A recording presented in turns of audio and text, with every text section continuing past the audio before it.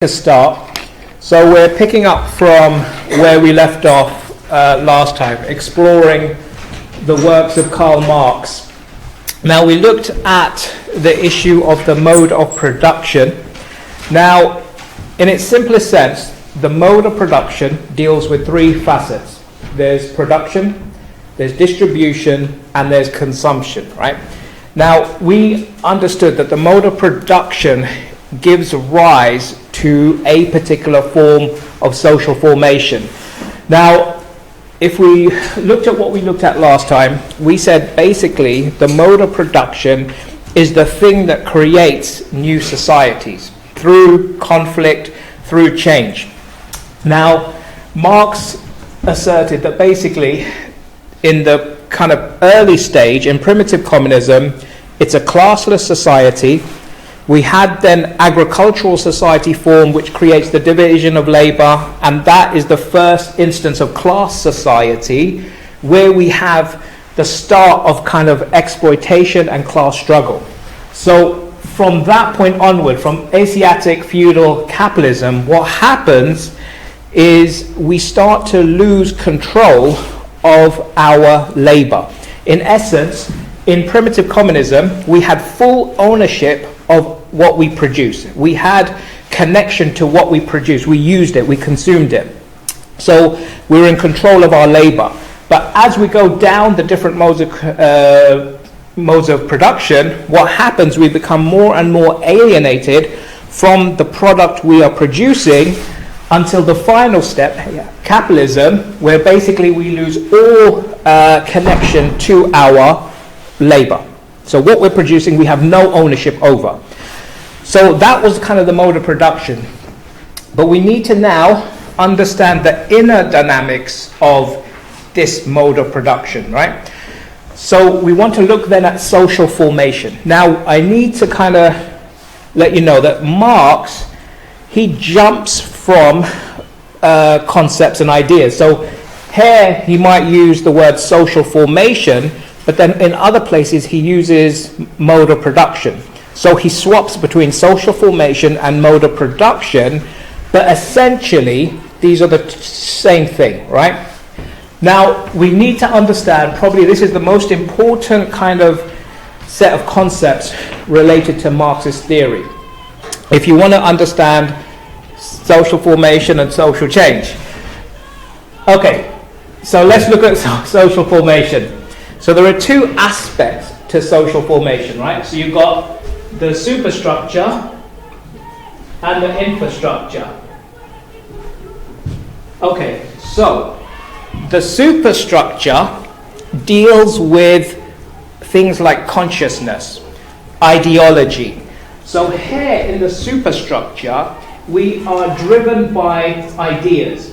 So in the Hegelian kind of conception, what we produce here in terms of our ideas, this is the fuel for change. This is where you have politics. This is where you have religion. This is where you have government, the media, all of those things. This is where you have ideology, right? So here in the superstructure.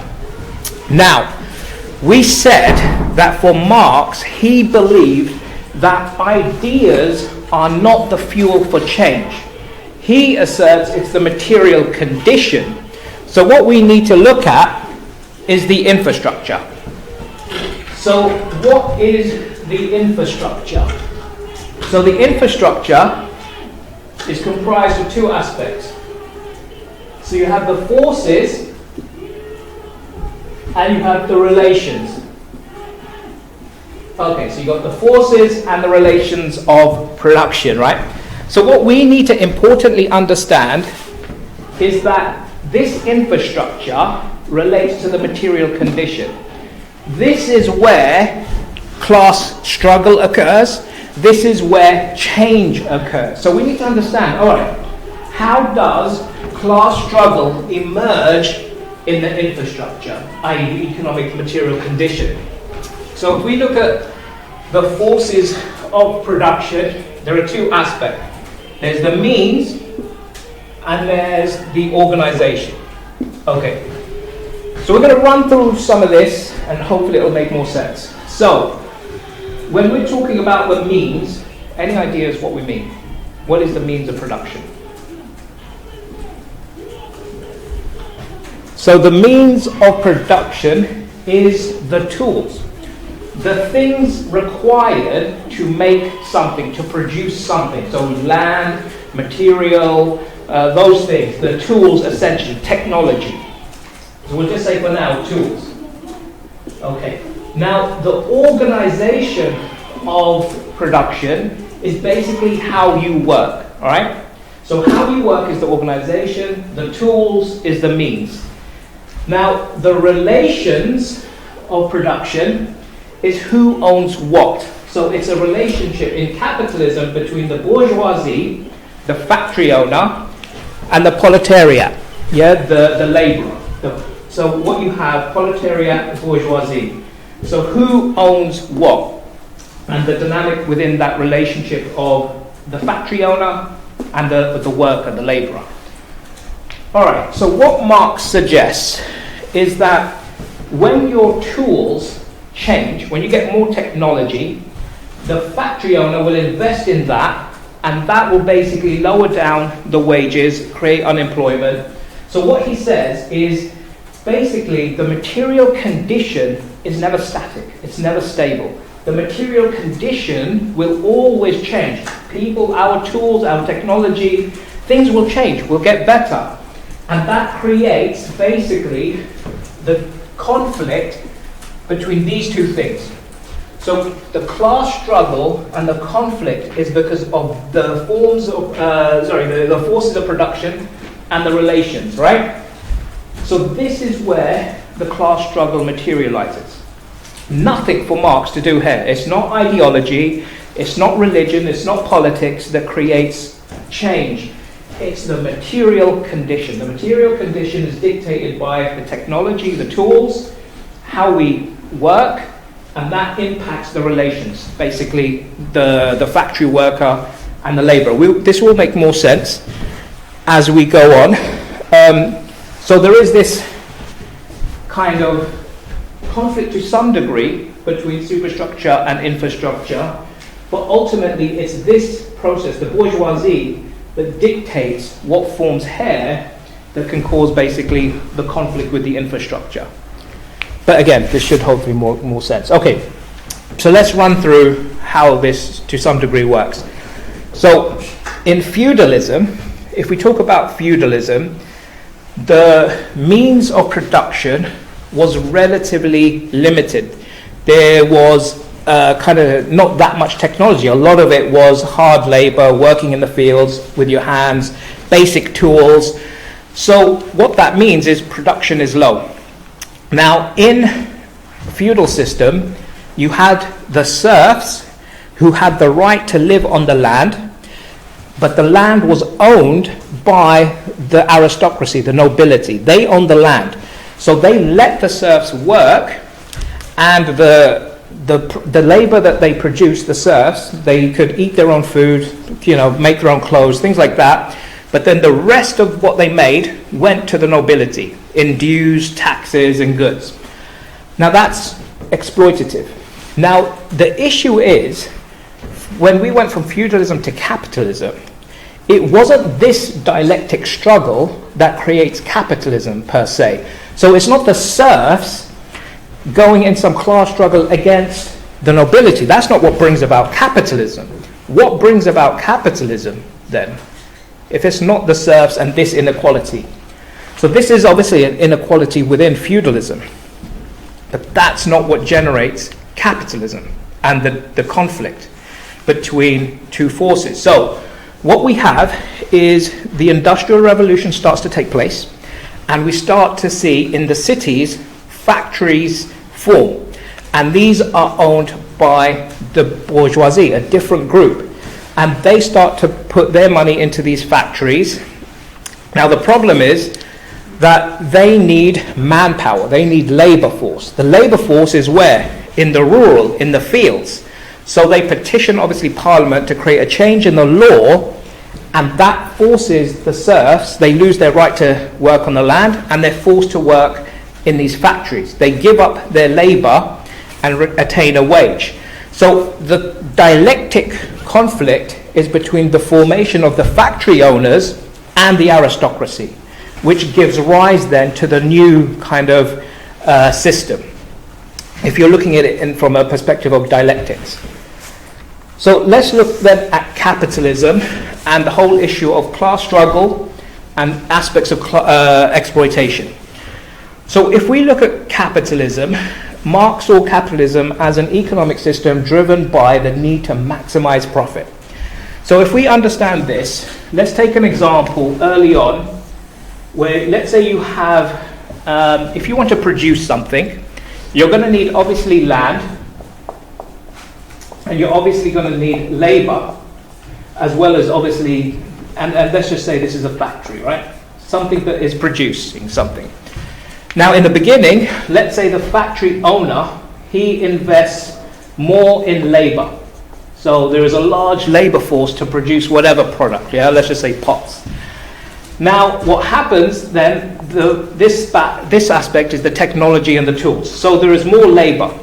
But as technology gets better, as the tools get better, what happens is the factory owner invests more in tools and technology and less in the labor. So that creates a skewed, disproportionate kind of representation. Now technology is much more. So there's more technology, there's more investment in that, and the labor is reduced. So what happens is that the labor's wage reduces, and a lot of people are made unemployment. So things like automation, when they start, when our factories become heavily automized, and you have like robots and all these other things doing the labor, the worker is dispositioned, he's basically marginalized. So in essence, this is where we start to see then that kind of class struggle. So there is a realization that the laborer is being exploited, and ultimately there is this kind of struggle between the worker and the factory owner. Now, this doesn't necessarily explain exploitation. Exploitation is slightly something different, which we need to then kind of expand upon. So first, if we look then at the capitalist mode of production. Now we said there was those elements of the superstructure, right? Now in a capitalist system, if the social formation is capitalism, within the superstructure, what happens is capitalism has a distinct ideology.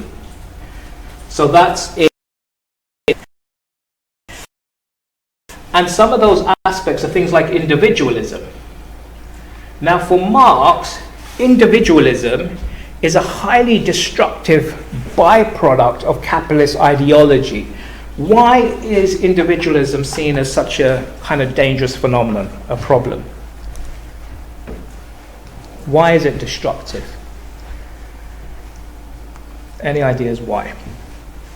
So Marx believes that the natural disposition of the human agent and society is to be collective. We are herb animals. We basically are social creatures. We have connections, relationships with others to fulfill our needs, our utility. So we are a collective organization. Society is about fulfilling our needs collectively, right? It's not about the individual. So by capitalism creating this focus that you're on your individual self, the thing is, this individualism will break any type of workers' consciousness. So collective consciousness. So let's say you've got a group of workers, they're all being kind of exploited. If you think from an individualistic perspective, it's going to be hard to attain some kind of class unification, class struggle, because you're basically just driven by your own self-interest. So if the worker says, look, I'll employ a few of you, but the rest of you are going to be unemployed, that few, thinking individualistically and according to their own self-interest, might just take the deal and say, look, forget them. If they're unemployed, they're unemployed. So it weakens your collective spirit. And individualism, therefore, is dangerous because it won't kind of create that natural bond between people. So capitalism then is really about the separation between two elements. the forces of production, which is, we should just understand it as the material condition, and the relations of production, which is the bourgeoisie, the ones who own the means of production, and the proletariat, the labor, right? Are there any questions so far? Cool. Okay. Now, so far, we haven't adequately explained how capitalism exploits the worker. And the way Marx viewed it was really from the perspective of how we give, or how capitalism gives value to objects, which creates exploitation. So, if we go back to basics, even irrespective of Marx, how do we give value to objects in capitalism? How does something attain its value? How do we attain the value of diamonds? How do we value a chair? How is that done? So as we obviously know, the classical model is the classic Adam Smith model, right? The supply and demand model. So what you have supply and you have demand. Now, supply relates to what? Production, right? How the object is made. Is it readily available? Does it take a lot of effort to produce? So it's looking at how easily the thing is produced. Demand is the people's want. Do people want that thing? Yeah, is there high demand? And that then dictates price. So price is based on supply, it's based on demand, all right? So if you're looking at diamonds, why are diamonds so expensive in price? Well, if you look at the supply, they're a scarce commodity, meaning there's not that many diamonds. Also, it takes a lot of resources to mine for diamonds and produce them.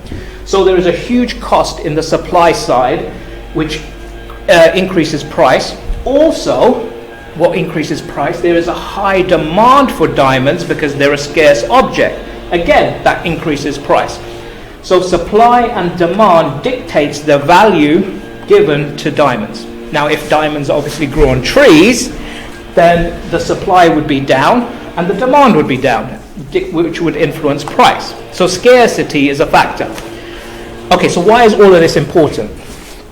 Well, for Marx, he suggests that this model of determining value is wrong. And what he suggests is that what we need is a labor theory of value. Any ideas what we mean by a labor theory of value? So in essence, what Marx is talking about is we need to basically focus on the production side of things. All right? So how things are produced by the labor should dictate price and value. So in essence, this is the theory of surplus value. Yeah, surplus value, to some degree, is probably one of the more complex concepts within Marxist theory. So I'm going to hope to do it justice. Now, from surplus value comes exploitation in capitalism. So all the workers create more value at work than they receive in wages, right? The extra surplus value goes into the boss's pocket as profit.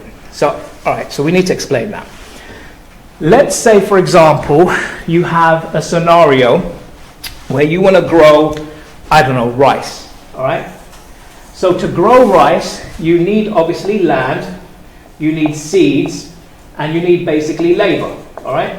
These factors go into producing rice. Now let's say you have 7 units of rice seeds, right?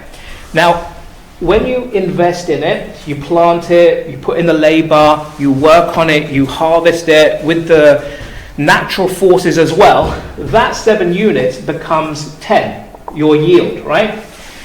Now, what happens is basically this extra yield, historically, which is called surplus value, used to go to the labor.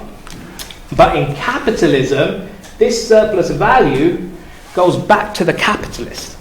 And Marx sees that as exploitation. So let's look at another example to make more sense of that.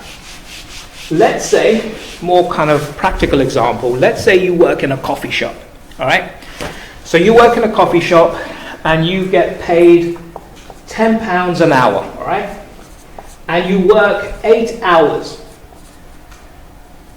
a day, yeah? So, at the end of the day, you get £80 in your wages. Okay, so now, let's say you make in one day 100 cups of coffee, which is basically sold for £5 each. That equals £500 in basically revenue. Now, what we have to obviously deduct is the wages from that 500, and also let's just say running costs. Let's just say running costs is basically £200, things like rent, electricity, all that kind of stuff. You add in the wages, which is 80. That gives you a total of 280, and the revenue that you make is 220, right? If my maths is right. Now, this 220 is actually surplus value. What do we mean by that? So, in essence, the worker who's only paid £80, through his labour, it's the labour that he produces much more than his wage. So he's produced a lot more, she's produced a lot more through her or his labour than the wage. And yet, what they produce doesn't go to them. So the labour that you make the thing, you're the one making all that revenue, you're putting in all that effort, but you do not get the surplus value. So in essence, what happens is the worker creates that value, creates that 220, but that 220 goes to the owner. Now that's exploitative because it doesn't represent the work that the labourer has done. So wages is basically exploitative, and the surplus value is the thing that basically exploits the worker, if that kind of makes sense. Is there any questions on that? So it's not basically, this 220 doesn't emerge because of the owner's creative business skills and strategy, nothing to do with that. It's purely the work of the labour. The labour makes that revenue, yet is not compensated for that revenue, which is exploitation. That surplus value should go, as it historically did, to the labour. So this is basically kind of Marx's theory of surplus value, that basically we're not producing value based on labour. So this is why the Adam Smith model is basically, supply and demand dictates value. This is a labour theory model, where your labour dictates price and value. However, if you want to kind of extend it, there is a third theory that perhaps Marx doesn't reflect on. So what other things can give value to an object? So what we have here is basically this kind of modern art problem. Yeah, I think this is Tracy M's The Unkept Bed. Now, the unkept bed sold when it was first created for, I think, over £100,000. And I think recently, Saatchi and Saatchi were the one who, I think, bought it originally for £100,000.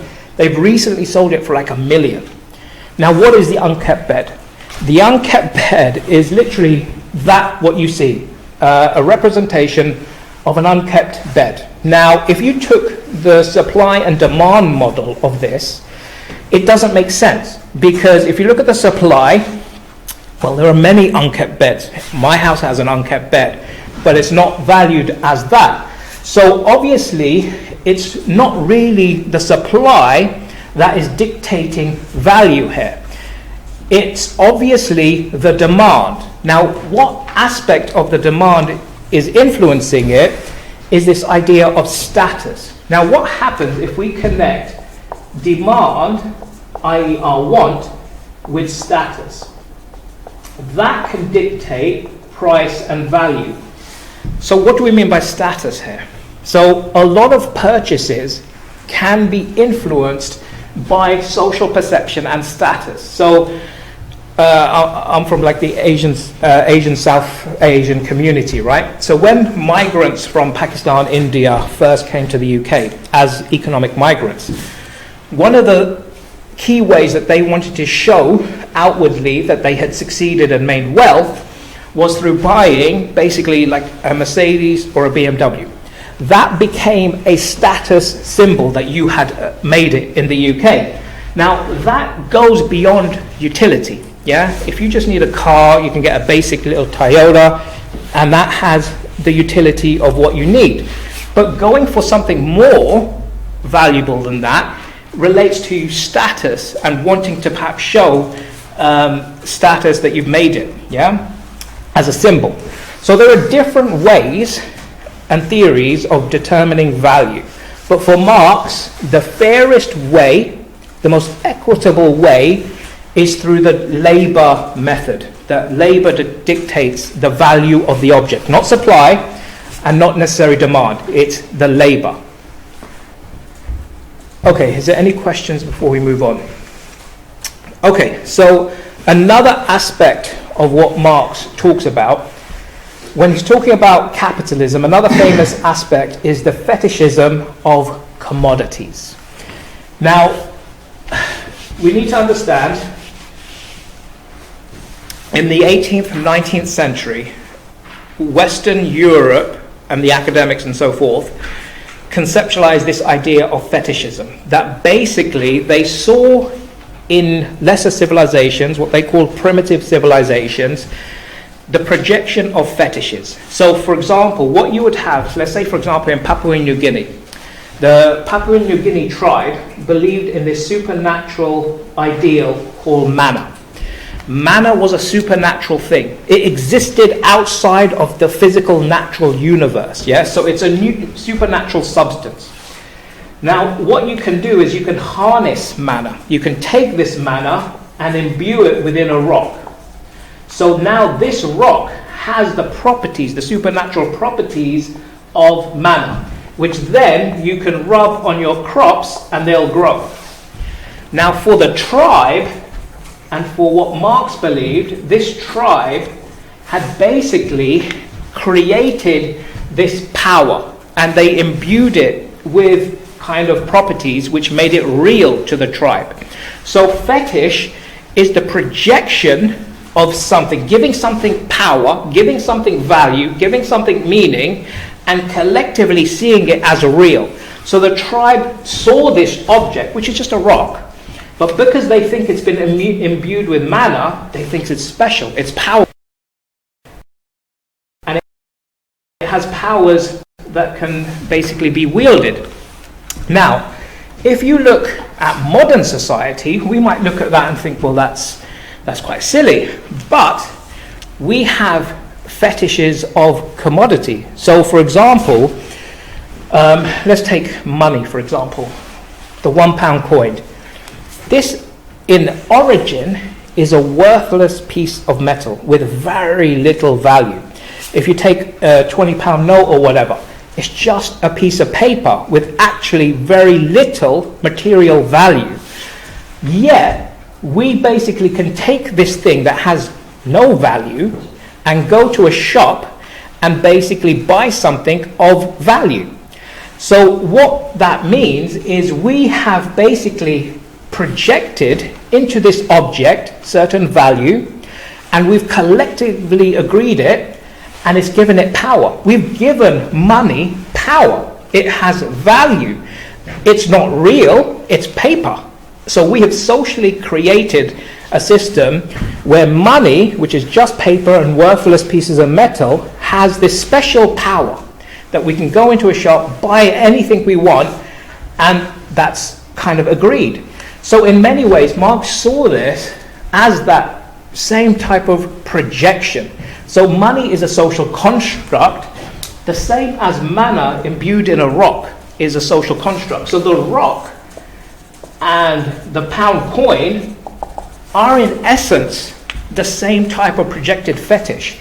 We have socially constructed them and giving them value, giving them power, And often the problem is these objects have power over us, the individual.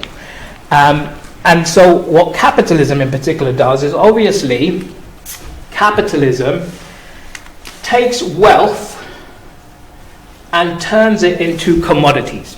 Yeah, so we have the commodification of wealth in capitalism. So that means everything is seen through the lens of a commodity. So water, which is an essential thing for life, can be commodified. You have to basically pay for water, which is an essential thing.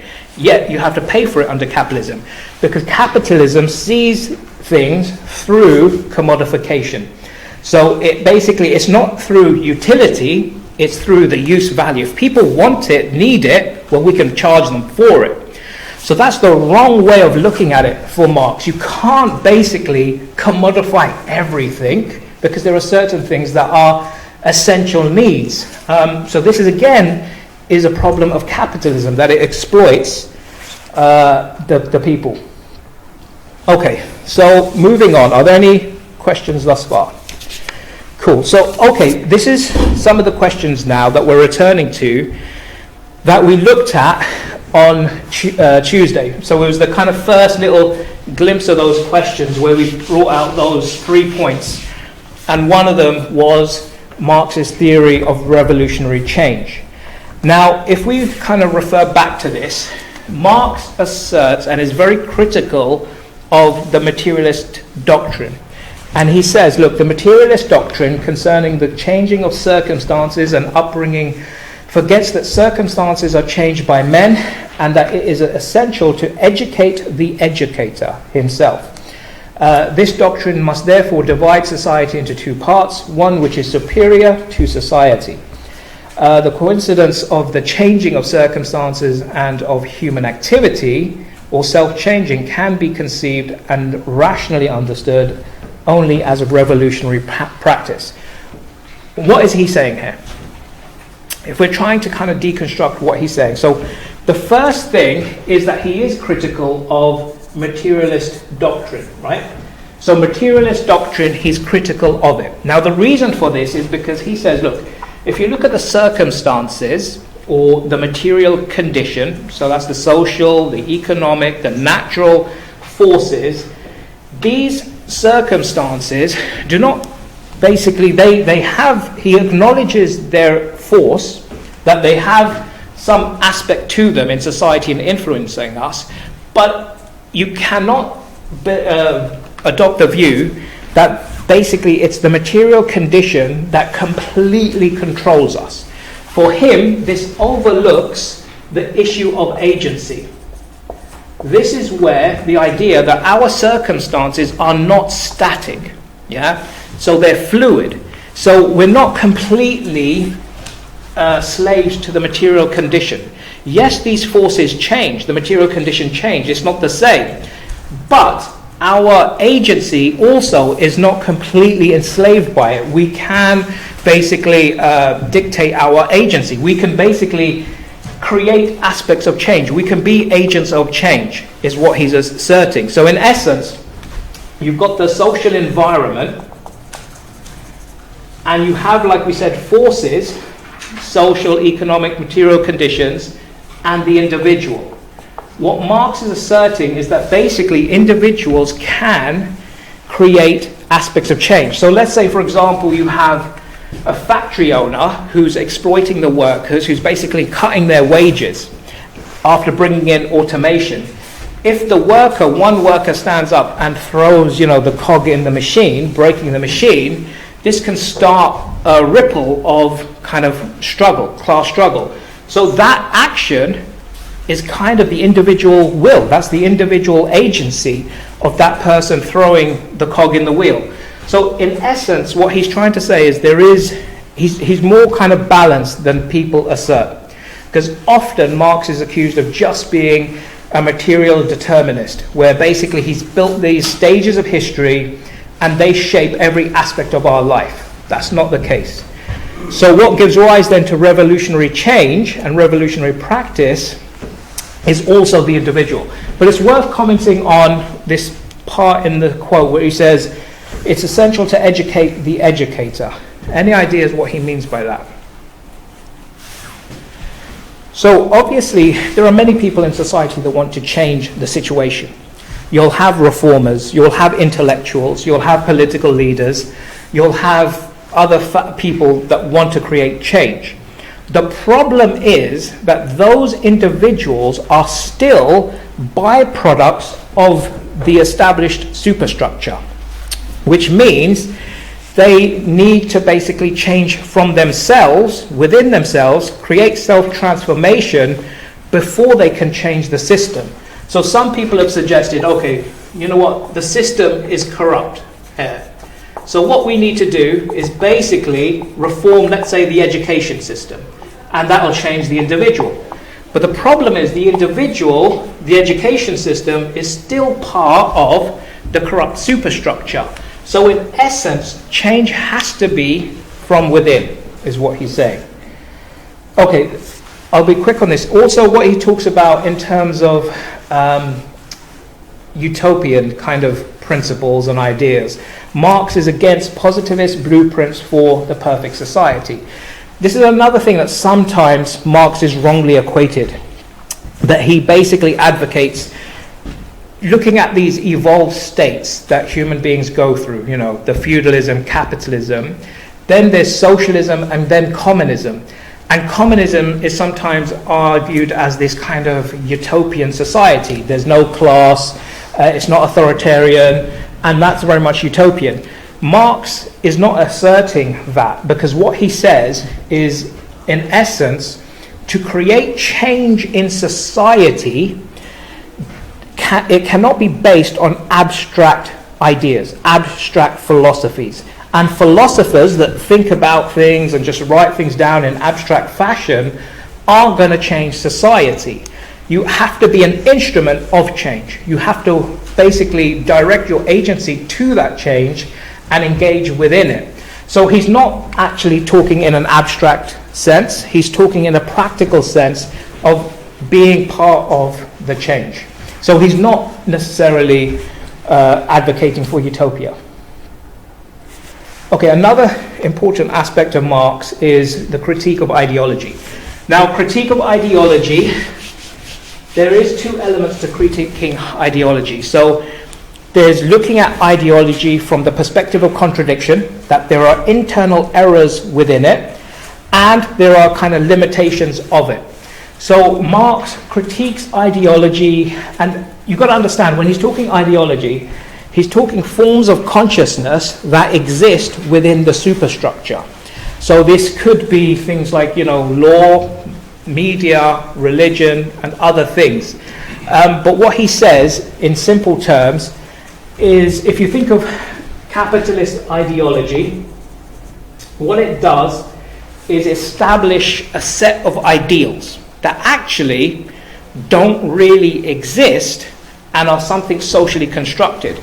So at ideology level, capitalist ideology might say the family structure is an ideal, all right? So the ideal is to have a father, you have a mother, and you have children. This is basically an ideal. Now, for Marx, if you look at basically society and these things, there is no ideal family type. All right? There is no ideal construct like that. In essence, what he suggests is these things that are projected by ideology are social constructs. So there is no ideal. You can't have an ideal family. You can't have these ideals that capitalism asserts exist in society. Everything is a social construct made by the superstructure, which is going to be influenced by the capitalist kind of sector. Okay, so just to finish off, we need to look at Marx's conception of religion. Now, there are many instances where he talks about religion, and often he is extremely critical of religion, and often he describes it as a sop, which is something that has very little importance, little value. It doesn't have value, okay? Now, we need to look at Marx's theory of religion from two perspectives. There is in primitive society, and in then, let's just call it civilized society. Okay, so what we mean is settled. So, okay, why are these two perspectives? Because if we take some of these quotes, for example, here we see what Marx basically says, religion is the sigh of the oppressed creature, the heart of a heartless world, just as it is the spirit of the spiritless conditions. It is the opium of the masses. It's the opium of the people. What does he mean by that? Opium of the people. So religion functions in a way to distract people from what is the real problem in this world, the material condition and the exploitation. Now, the problem with Marx's theory of religion is that suggests that religion is created by the capitalist superstructure, right? Or basically, religion is something that subdues the people. So it's where you have a class society. And often he said basically religion has been created by these, the ones who own the mode of production. The problem with that is then, okay, religion predates class. So, okay, yeah, you could say class in post-agriculture was exploiting people. So basically, it's used by the capitalist elite to bind people together to a set of laws, right? To manipulate them. So in essence, when you're building this larger society, you need laws. Now the problem is, how are you going to bind people to laws without a penal system and all of these things? You have religion. Religion says, look, if you don't steal, don't kill, don't do these things, if you do them, you're going to be punished in an afterlife. So it controls people's behavior. Now the problem then, okay, that's a response to the superstructure, the class society. This is why, when you look at primitive society, Marx's view of religion is that it is a projection of utility. So we create the first religion because of fear. We don't understand how the sun works or fire, so we project power into it, and we give it some value. So we say there is a God controlling it or whatever. So there is his conception of religion in primitive society, and religion in organized society is different. So in organized society, religion is a tool used by the capitalist societies or whoever owns the mode of production to manipulate people. So by distracting people away from the real causes of what is problem that they're being exploited, religion functions as a way to kind of a lot of time going to church. They're going to spend a lot of time with religion, and that takes them away from the focus that actually they're being economically exploited. So they're focusing on the other world. And also it justifies class position, religion. How does religion justify class position? So religion is basically justifying class position through the idea of God determining everything. So if you're poor or you're working class, well, that's because God imbued you with that. That's his will. So you're always going to be poor and your kids are going to be poor. And if someone is rich, you shouldn't hate them. That's just God's will. So in essence, it's kind of justifying the inequality that exists in society. This is why religion can be a problem, because it can function against revolutionary change. But ultimately, religion is a projection. In the first instance, projected due to human fear.